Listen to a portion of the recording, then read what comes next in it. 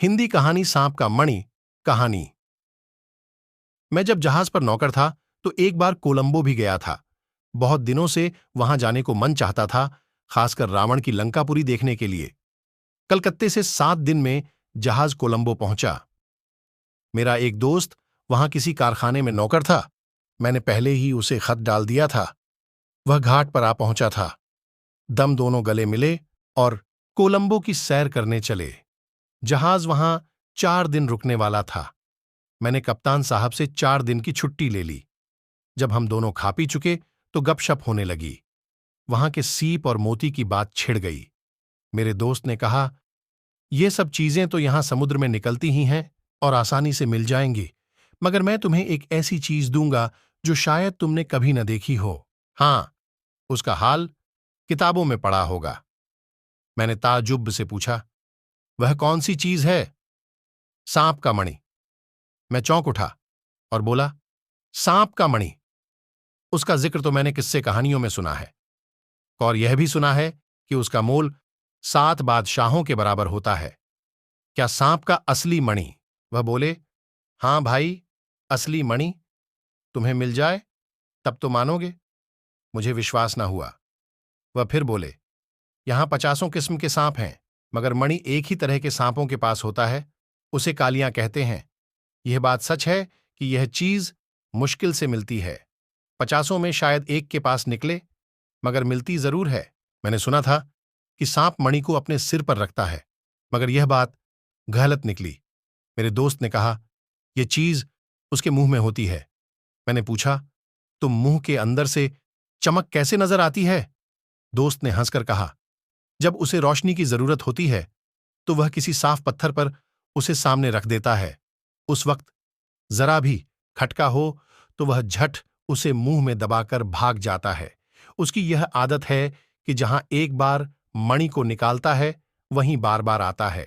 मैं आज ही अपने आदमियों से कह देता हूं और वे लोग कहीं न कहीं से जरूर खबर लाएंगे। 2 दिन गुजर गए।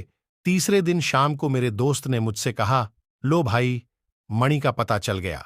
मैं झट उठ खड़ा हुआ और अपने दोस्त के साथ बाहर आया तो वह आदमी खड़ा था जो मणि की खबर लाया था। वह कहने लगा, अभी मैं एक सांप को मणि से खेलते देखाया हूं।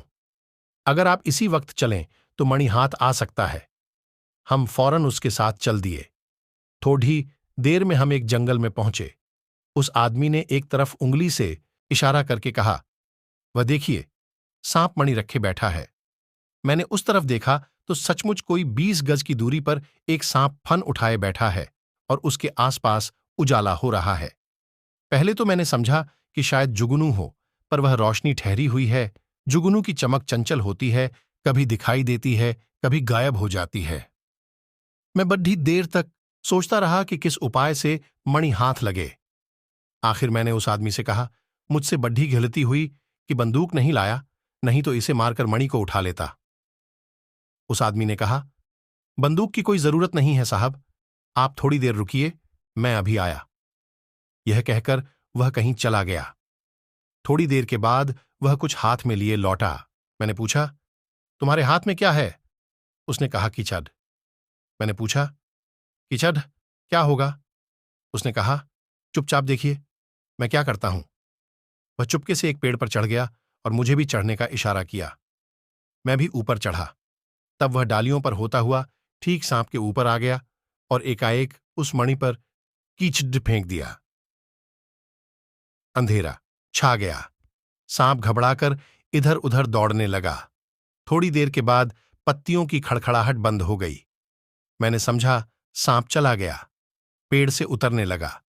उस आदमी ने मुझे पकड़ लिया और कहा, भूलकर भी नीचे न जाइएगा, नहीं तो घर तक न पहुंचिएगा। वह सांप यहीं पर कहीं न कहीं छिपा बैठा है। इन दोनों ने उसी पेड़ पर रात काटी।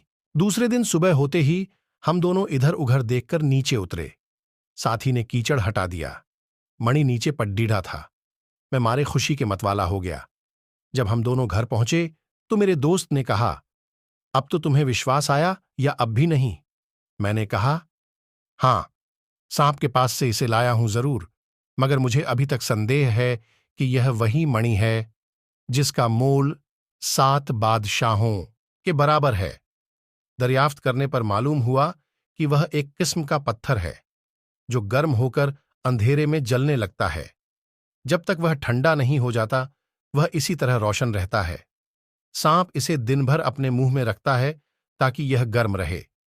रात को वह इसे किसी जंगल में निकालता है और इसकी रोशनी में कीड़े मकोड़े पकड़कर खाता है। मुंशी प्रेमचंद। संपूर्ण हिंदी कहानियां। मैं मुकेश यादव आप सभी को हर रोज के भांति आज भी सांप की कहानी सुनाई। कृपया आप सभी लोग जरूर कमेंट करके बताइए मेरे द्वारा सुनाई गई कहानी कैसी लगी।